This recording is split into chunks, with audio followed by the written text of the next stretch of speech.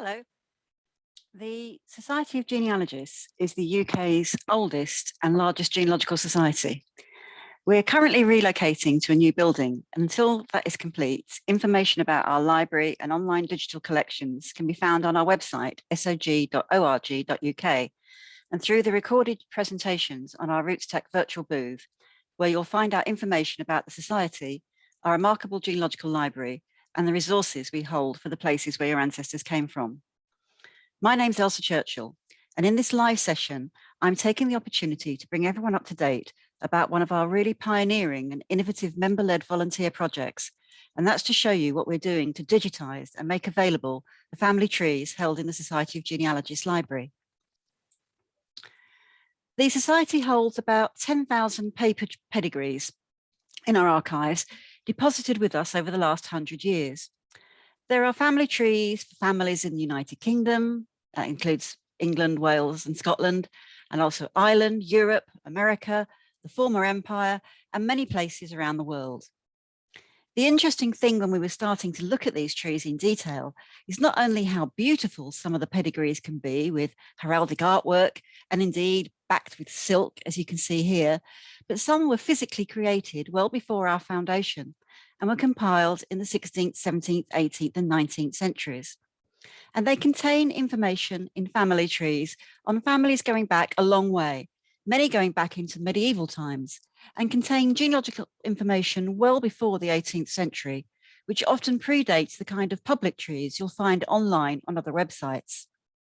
The pink silk-backed pedigree, with a box lined with marble papers on the left, was created by the genealogist of the Order of the Bath in 1798 for Alexander Aubert of Highbury House in the county of Middlesex, a lieutenant colonel of the Loyal Islington Volunteers, presumably shortly after Aubert received his knighthood.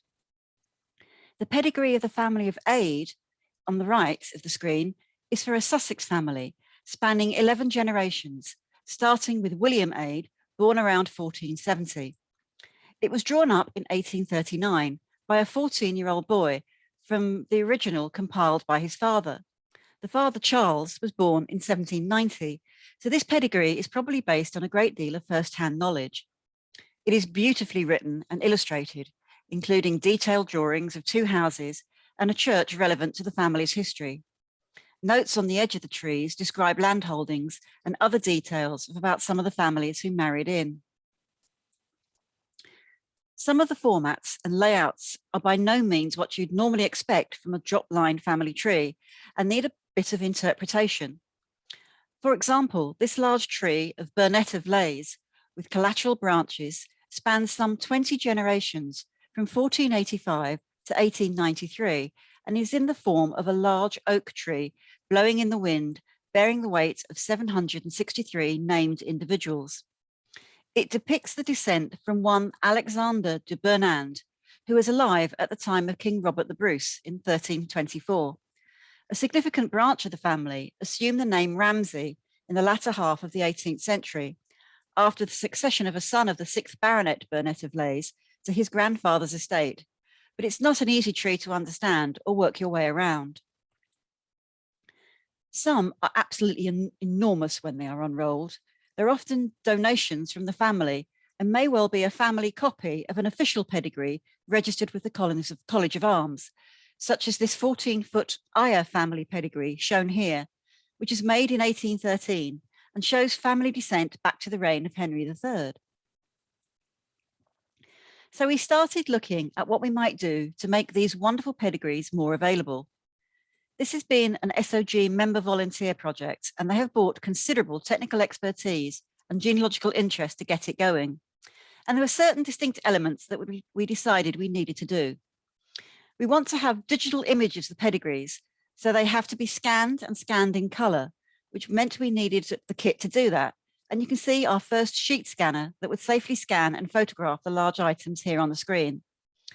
Then, of course, they needed to be suitably listed and indexed and indeed abstracted. We all know that the best way to capture genealogical information and to share it uses software that works with the agreed standard to create what are known as GEDCOMs, which transfer genealogical data.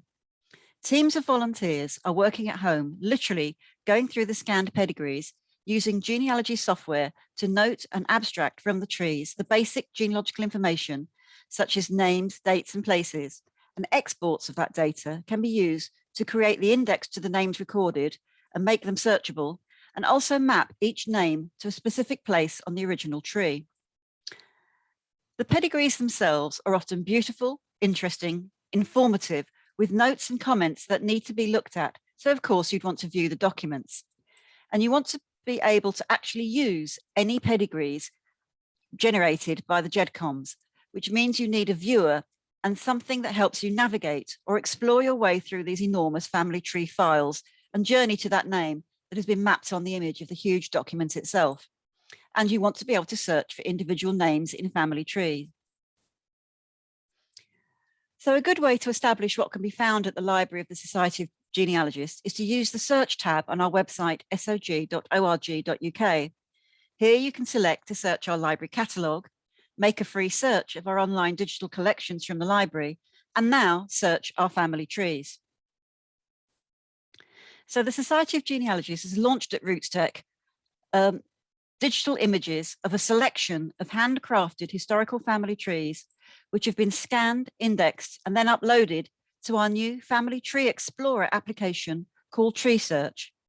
It's a small selection of the historical family trees from a collection of around 20,000 images of the trees, covering well over 1 million people, which we're making available to the public with full view and search functionality. The remainder of this collection will be added in stages over the next 6 to 12 months for members only, but we've chosen 20 examples to make available free of the interesting and perhaps quirky trees to launch TreeSearch, and these include the Aubert, Ade, and Burnett pedigrees I mentioned earlier. So let's see a couple of screenshots to see how our TreeSearch application looks. The tile describes the years spanned by the pedigree, the number of names, and the counties where the vital family events took place. If you click on more information, a small description of the tree pops up, and this leads you to the elements of the online trees in TreeSearch. And let's just make those elements a little larger to see. TreeSearch consists of the image of the original beautiful tree on the right. On the left is a searchable list of the names that appear in each generation, and below that is a GEDCOM abstract of the tree. You can navigate between and within each of these elements, and they all link together. So I have next a little video that shows some of the elements to explore the trees and the TreeSearch viewer. And I have to speak over this video, so let's hope I get it right.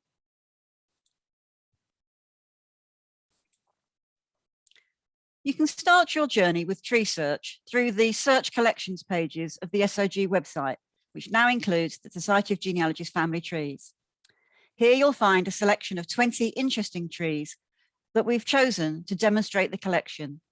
These are the first to be scanned, indexed, and then uploaded to our new Family Tree Explorer option called TreeSearch. So let's take a closer look at the genealogical tree relating to the family of Burnett of Leys. Remember, this is in the form of a large oak tree blowing in the wind with 763 named individuals.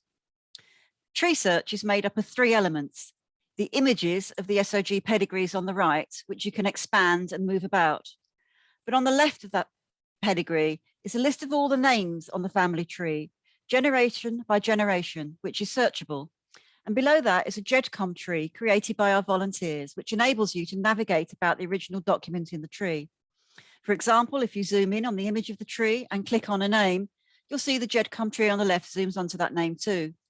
Alternatively, you can search for a name in the tree and then route from the GEDCOM to where it appears in the image of the tree and the GEDCOM family tree. So if we look for George Burnett in the list of names from the tree, he comes up in the TreeSearch GEDCOM viewer below, which shows you some brief information about his vital dates. And then you see the navigation takes you to where George appears on the original tree, so that you might see more information recorded. And you can go the other way. Click on a name on the image of the tree, as we do here for George's brother John, or his sister Mary, and that information comes up in the TreeSearch GEDCOM viewer. So you can see the TreeSearch viewer allows you to navigate within the huge original family trees and from the tree to the TreeSearch GEDCOM and vice versa. As the Digital Family Tree project continues, our volunteers will upload more trees onto TreeSearch and add guidance notes and FAQs about the pedigrees, such as how to interpret the abbreviations found therein.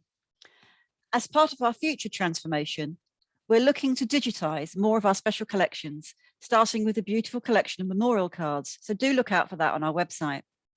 We're also working to digitize our famous Great Card Index, and we'll be digitizing transcripts of records from the library, such as monumental inscriptions and parish registers. We'll be adding more scanned books, but particularly family histories, which we're working in partnership with Family Search to create. There'll be a new look and design and integrated searches for the library archives and digital data on our website. So keep an eye on the website for future developments. As you've visited us at RootsTech, we're offering you a 20% off your first year's membership. This is a fantastic opportunity to find out what we have to offer and get ready for the launch of our new feature, TreeSearch. You'll also get access to our expert genealogists, a member community of family historians who are waiting to help you in your research, and of course, one of the most rich and extensive sets of records and genealogical collections available anywhere. We're open to all sorts of people, from total beginners to seasoned family historians. Wherever you are in your research, we can help you with the resources and guidelines to get you to the next level. The 20% discount is available on full and associate membership via our website, sog.org.uk/RootsTech. And this offer is available until March the 11th. I hope you're enjoying RootsTech. We've really enjoyed meeting you all, and I wish you every success with your family history research.